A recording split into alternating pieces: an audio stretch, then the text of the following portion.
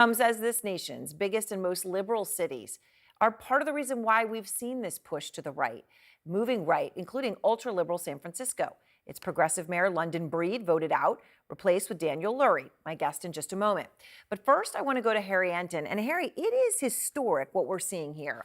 There was just these maps of the United States with the red arrows of Yeah, the shift. I know those I maps. mean, my gosh, it's like something being, Yeah, all over the place. all over the Red place. invasion. Yes, and you see them in the cities. It's The exactly biggest, most liberal cities. exactly right. I mean, Donald Trump.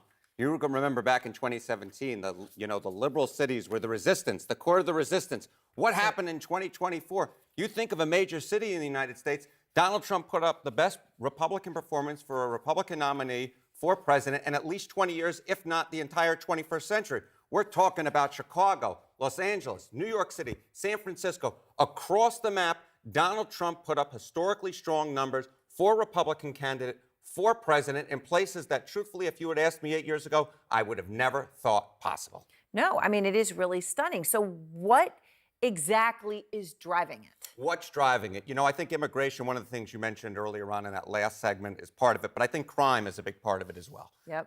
If you look at Gallup polling and you ask Democrats nationwide, are you satisfied or dissatisfied with our efforts to control and bring down the crime rate? What you see is the dissatisfaction number now versus a decade ago. Look at that. The unsatisfied number from 35% to 58%. The satisfied number dropped by 20 points. My goodness gracious. And I think that's part of the reason why you have seen these liberal DAs be ousted in places like San Francisco, in places like Alameda County, in places like Los Angeles. The crime rates have simply moved a lot of these voters to the right. And look, obviously we're sitting here in New York, Yes, talking about this in Manhattan where there was a swing. But when you look at a map of New York City, biggest city in the country, the big swings right, yes, it was in Manhattan, but it was also in other parts of the city.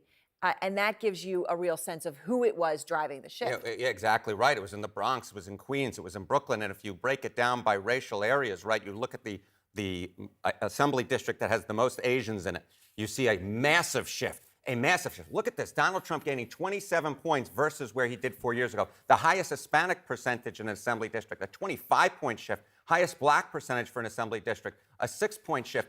What's going on is if 2017 or 2016 was the election of the white working class moving over to the Republican ranks, the 2024 election was Trump doing historically well with minority voters.